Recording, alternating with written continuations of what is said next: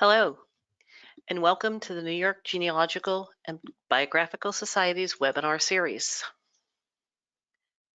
This is a live broadcast offered by the NYG&B. If you have questions, they may be submitted by clicking the question box in the GoToWebinar panel that's usually on the right side of your screen. In some browsers, it may be an icon on the bottom. Please do remember that if you aren't getting sound, try another browser. We are recording this session. NYG&B members will have access to it later, and we will be doing a rebroadcast of this webinar so that if you are having sound issues, you will be able to listen to it later. This presentation, the contents, the handouts, the slides, and all the other materials are under copyright and may not be reproduced or shared in any form without prior written permission of the speaker and the NYG&B. Do keep in touch with us by reading our e-news. If you haven't subscribed, you can go to our website and sign up for our e-news. We do have an event web calendar, nygbs.org/events, and you can follow us on social media at NY Family History on Facebook and on Twitter.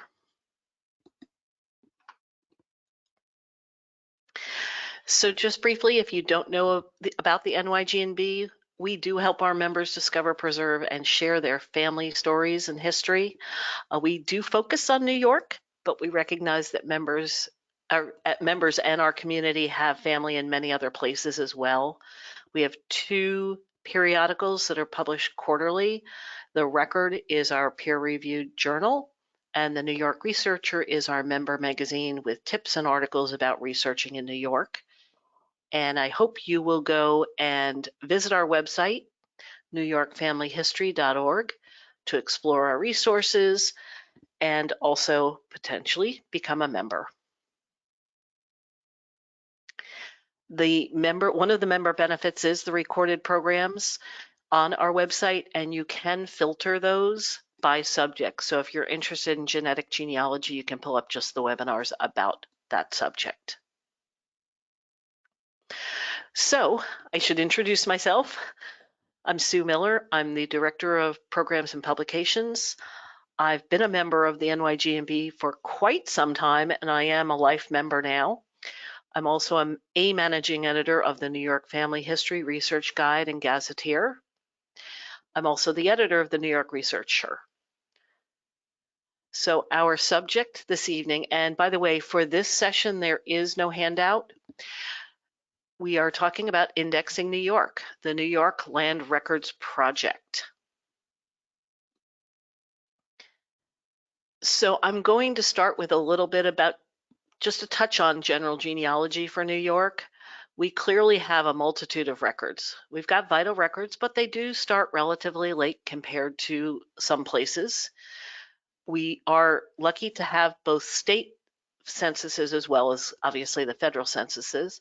Not all state censuses survive, but there are a lot available.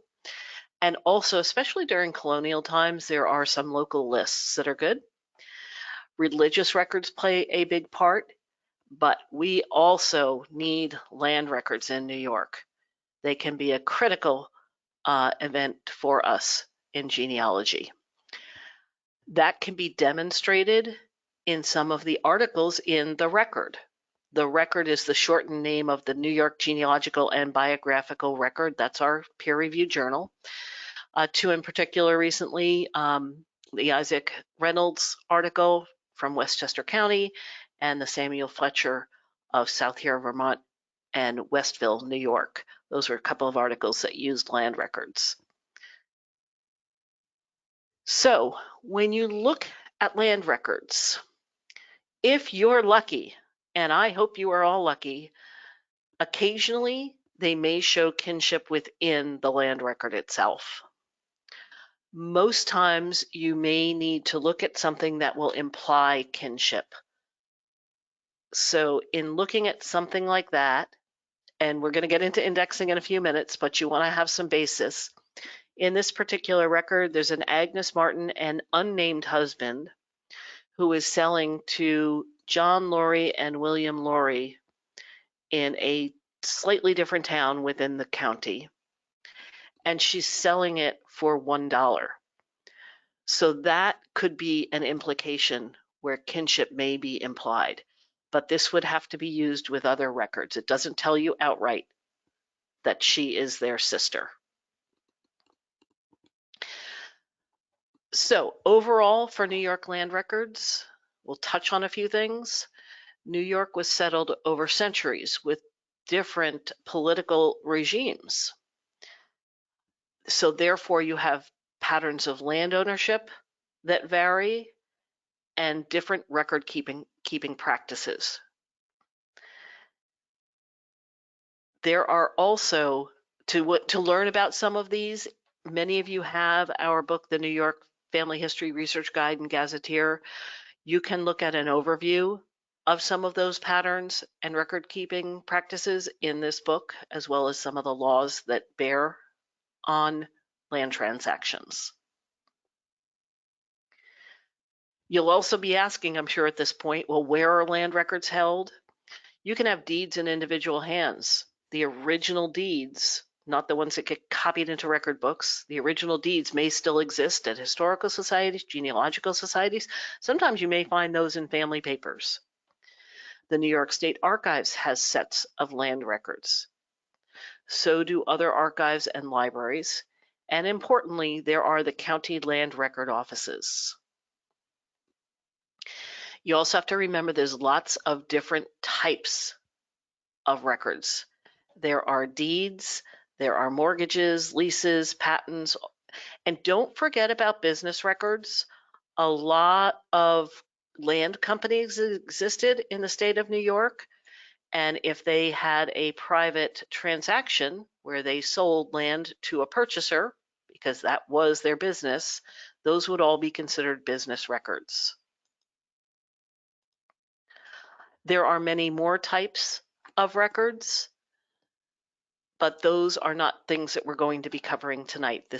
We're going to get to indexing in a minute.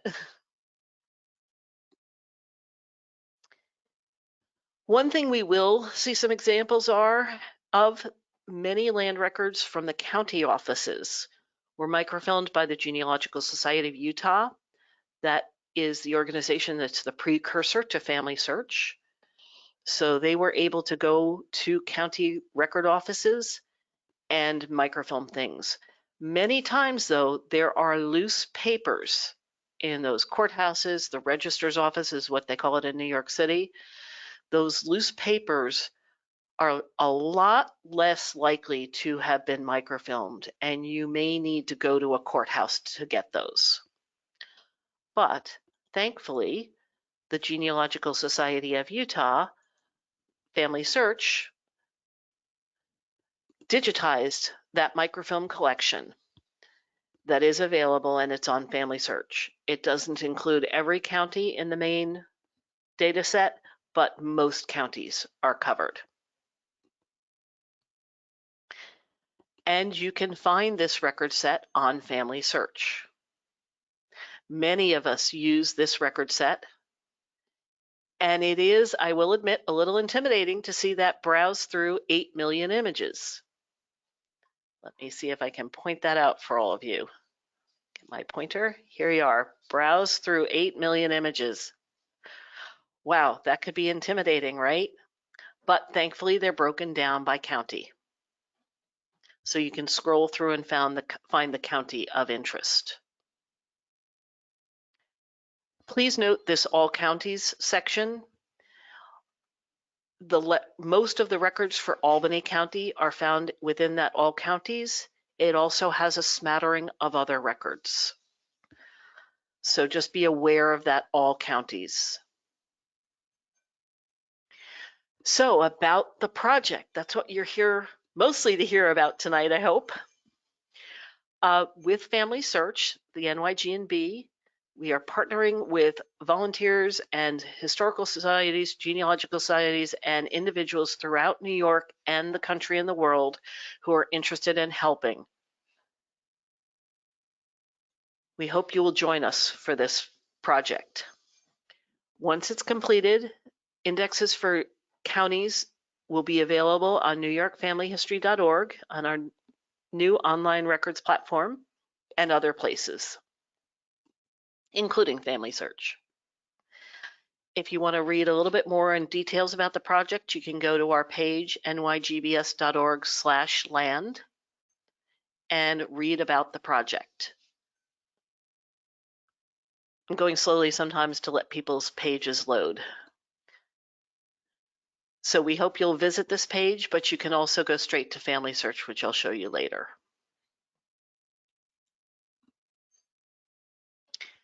Now, this project is divided into regions for more manageable batches, and those regions, several are open usually at any given time.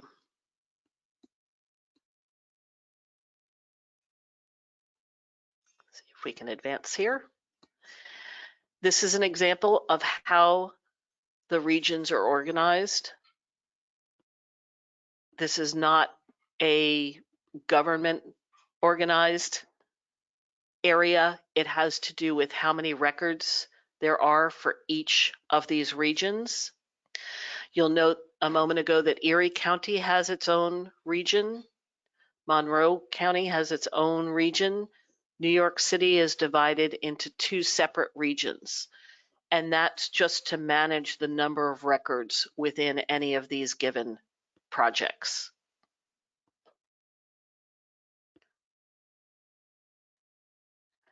There is a frequently asked questions section, so you can go and read about that. This project only includes the land records that are on Family Search and are in the digitized collection New York Land Records, 1630 to 1975. So where do you go to help with this project? Because right now, if you go to Family Search and use the search button and put a name in, the land records will not show up in your search results because they are not yet indexed.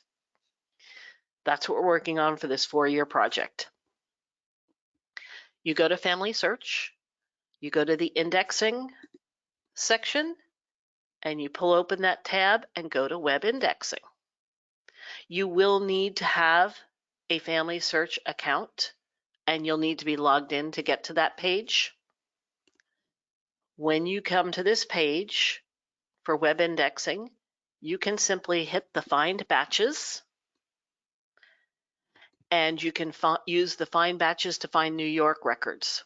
When you have a batch that's open, it will show up here. I currently have a Finger Lakes District batch that is due March 20th that I need to finish up. And hopefully I'll work on that this evening after the webinar. When you do the Find Batches, if you type in New York, you'll get the New York land records. You'll also get a few other things that may be going on for New York. Here you can see there's a Western New York batch open, a Central New York batch open. As you scroll down the page, you see the Suffolk batch, the Hudson batch, and the Finger Lakes. And you can see the various completion levels of these projects. Hudson and Finger Lakes literally just opened a very short time ago. Some of the others have been open for longer.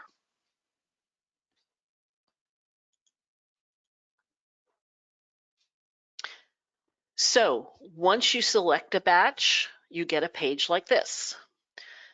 So your first task is to decide whether there's something to be indexed. Clearly, there's a lot of data on these 2 pages. So you would want to click yes, next. But before you do, before you say yes, please go read the project instructions. The project instructions are very good. They tell you what needs to be indexed, how to index it. You'll see here there's a Register of Grantors example, and it gives you instructions about how to index that page, which items of information are indexed. Just waiting for people's pages to load. So here you would do the grantor, surname, given name, the year, the volume, and the page number. You'll see examples, and I think I'll say this again, not everyone has month and day. So there's long instructions here. I will point out to you there are certain required entries. Sometimes when there is no information, you need to use the Control B to mark it as blank. So if you haven't indexed before, it's really good to read through these instructions. There's also help on handwriting and some other things. For instance, you don't want to include the titles or terms as Mrs. and Junior in the name fields. They have added some prefix and suffix type fields for us to put things in. Also, I do want to point out the number of entries per page. You can add or delete entries as needed to match the number of pages, number of entry fields for the number of records on a page. I'm going to go into some of this in a little more detail when we see our example. So here we are back to, should this be indexed? Yes. And honestly, that page I'm not going to use as an example. I'm going to use a slightly simpler page and one with handwriting that's nice and clear. I would encourage you to look at the name of the batch. In this case, it's a grantor's batch, and this page is set up for grantor's information first. Look at the page, if you would, please. This matches here, the grantor, to the name of the batch. Occasionally, I've seen grantee pages, the people who purchase, in what appears to be a grantor's batch. It just has to do with how the microfilm is going. Just do be aware of that and check that as needed. And there's the grantor. So we've checked that. Now, as we look at this page setup, we see grantor prefix is the first field, but year is the first column we've got here. See where my little red cursor is? You see the year first. So when we index, it's easier to have the fields set up the way we want them. So I scrolled down using the scroll bar on the side here until I came to deed year. What I'm going to do is when I click on there, right where my little red dot is now, I grab that and I can drag it up the column, and I can drag that year to the top. So now I've rearranged how the fields go, and now I have the deed year on the top, the grantor's prefix, grantor's given name, surname. Okay, while you look at that for a moment, I'm just going to check this question box and see if there are any that my colleague Jen Davis can answer for us while we are in the webinar. Give me just one moment.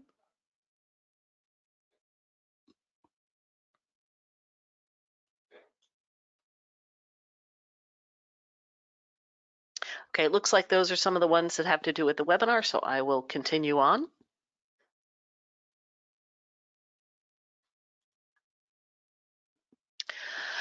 So once we've set up the fields, we start our data entry. Here is where you see where there is no prefix for this first one. It just says Abigail, however, which way you would pronounce that. So I would put the deed year in, the prefix is blank. So I hit that Control B and give a blank. Then her name, her surname, and there's no corporation name, so that gets a blank.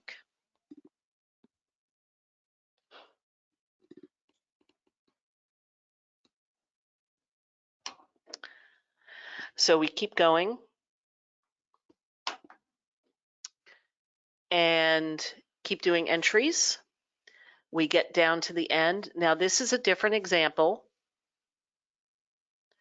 So right now we are on a typed page from, this was a Richmond and Kings County example.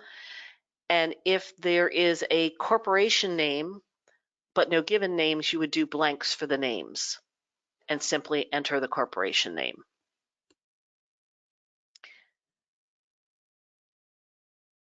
So that's what you're seeing here. The grantee, the grantor was a corporation, and then the grantee on the line right next to it are the names. And then when I get to here, again, if it was blank, I would be putting a control B in there. So once we get to the bottom, we go to the next entry. If your batch has a pre-filled 50, you'll simply click the arrow to go to the next entry. If you get to the bottom and it says create new entry, then you would simply create a new entry. And I think that's the laser pointer slowing everybody down, so I'm going to try and move it out of the way and not use it so much. You sometimes have more than one person's name or alternate names on a given transaction line. What we would do here is we would do two entries. The first one in this case would be for surname Israel, and I've rearranged those fields to have the surname first and the given name second. Grantor's given name Rose. Then I would go and do a second entry. And I'm going to show you that here, going back to the Hudson example. Record 2, I go to record 2, and then I use this up here.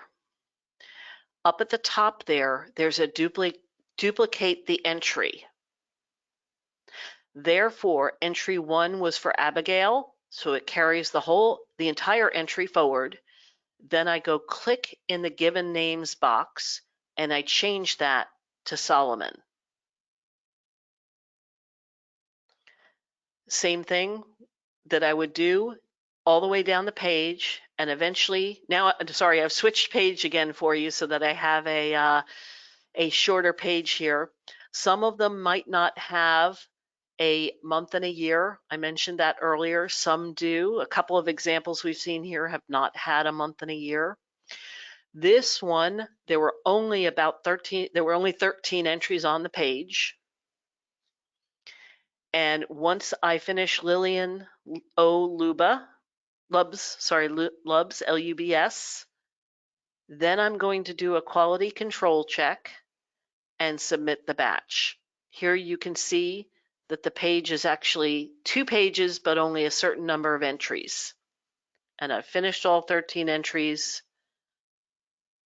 If you get a large page like this, do every entry on both sides of the page. Once I do that, I get to the quality control. Again, I did mention earlier, you may have to delete entries if your batch automatically gave you 50 and there's only 13. When you hit the delete, it gives you the option to delete all of the blank entries. You could do that in one shot, or you could delete them individually. Once you do your quality control and have no issues found, you can submit your batch. The quality check will tell you if there are required fields that you did not put that control B for the blank, and some other things like that. Once you submit your batch, you get a lovely little thank you screen with confetti. So I hope you get to the end of a batch and get your confetti. We have several open batches at any given time. Currently, we have Central Area, Suffolk County, and again, note that some of those are grantees, some of those are grantors. Western New York is open, and then the Hudson batch you just saw and a Finger Lakes grantors is open. Don't worry about what these Part A, Part E, Part F, that's an internal batch system for family search. There's lots of these records. Remember that 8 million images? We also have batches in various degrees of completion. I think we saw a different visual of this earlier, and we can see that here. You can also mark a batch as a favorite. If Central New York is your favorite, you can mark it, Western, Finger Lakes, whichever. Once batches are indexed, there is also a review process, and if you feel comfortable and want to help with the review process, that's incredibly helpful to get these done. Again, Hudson and Finger Lakes just went up recently.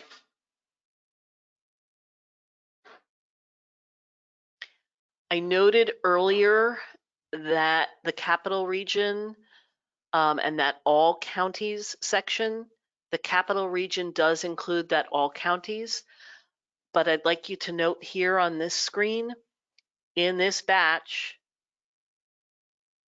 capital, which sometimes simply has the Part A label, does include other things. Like this had some Wayne County in that Part A capital. So if you're more interested in other regions, please don't neglect capital when it comes up for indexing. You never know exactly what you're going to get.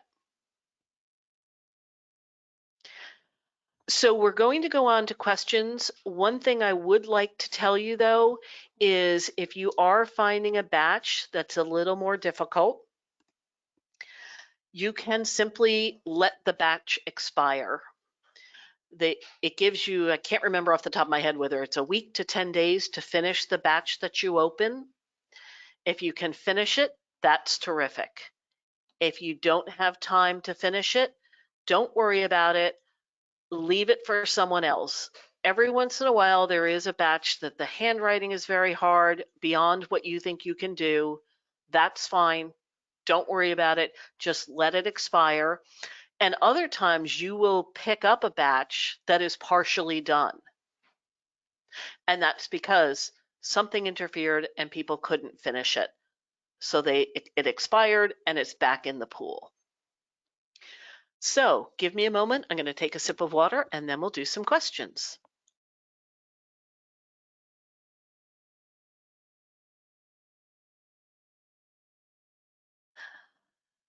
Okay, the first question I see here is someone noted that I see Nassau and Queens are not on the family search digitization. I'm sorry, Sharon, that's going to have to stay for another webinar to delve into the counties that are not on this. Queens does happen to be digitized on family search. It's in a different collection, so is therefore not part of this project right now. And boy, there are a lot of deeds for Queens County.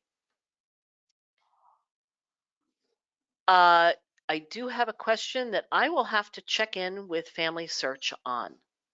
Nancy is asking, does Control B mean indexing on Family Search cannot be done on an iPad or other tablets? I'm going to have to find that out, Nancy. That's a great question. Michael is asking me to go back and show how to enter the group of records for indexing. Let me go back up. I think what you meant was how do you move things around on the fields? So give me a moment. I'm going to flip back. And I know your screens are probably going a little crazy right now. Give me one moment. So here on this batch, letting everybody's screens catch up. Let me go back one more.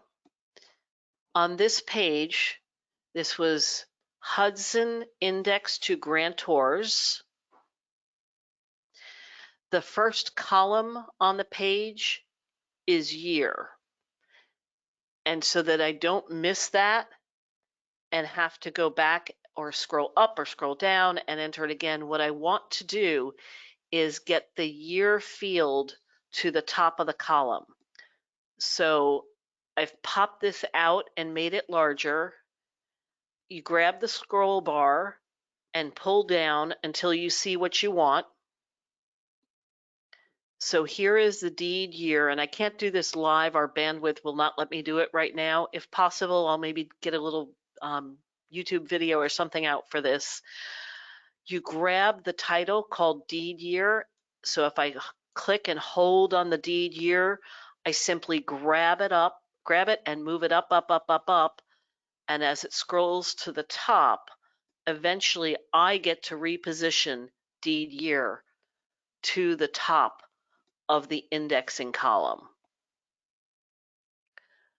So again, what I've done is I've grabbed the title deed year and dragged it up. Sometimes you might need to move it just 1 or 2 spaces at a time, but once you get your page set up that matches the image as it will go across the page, it'll be much easier for you. Okay, so that's what I was meaning about rearranging, and I hope I've answered that question for Michael. Okay, just scanning the questions for a moment. Quite a few of the questions have to do with land records in general as opposed to indexing, so I'm going to skip them for this evening, given our limited time, and I will try and answer those in another place. Someone's asking for the URLs of the site that I have listed, so hang on one moment. I'm going to go over to the chat box. And you can go to familysearch.org and use the indexing box. And you can also read about the project on the NYG&B website, nygbs.org/land. So I've put those 2 URLs in the chat box for everyone.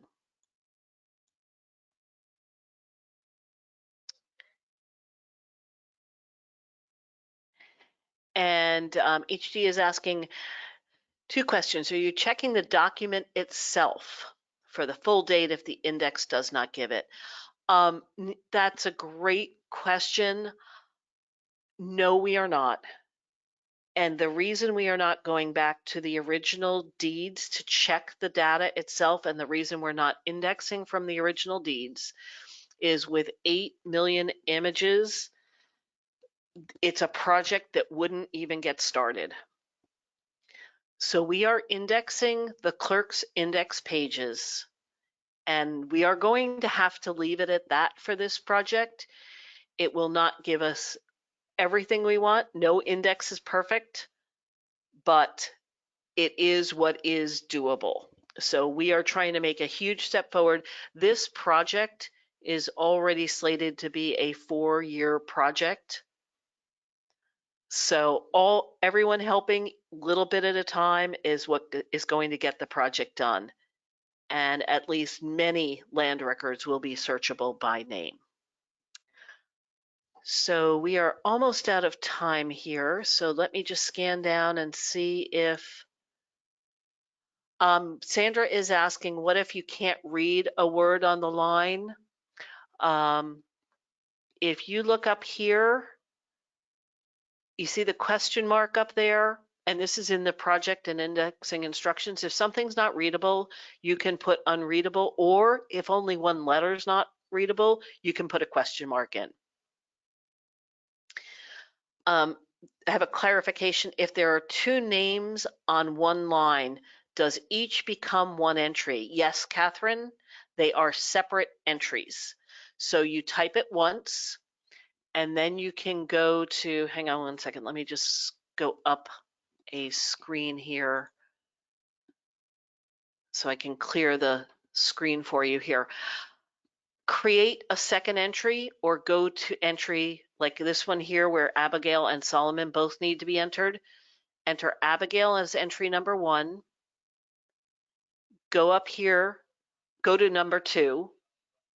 You click the arrow that's right behind this yellow arrow. You can use this duplicate entry. It'll duplicate everything. Go back into the given name and type Solomon V, because the 1826, the Frost, and the grantee name, the Lieber number, which is the volume number, and the page number are all the same.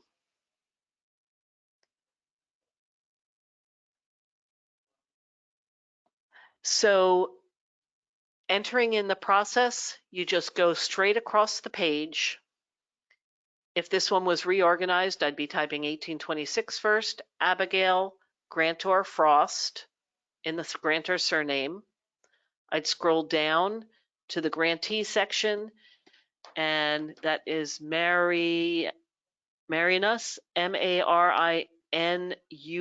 is the way I would read that, V in the grantee's given name, Wheeler in the grantee's surname, and then the volume number is 34 and the page is 657.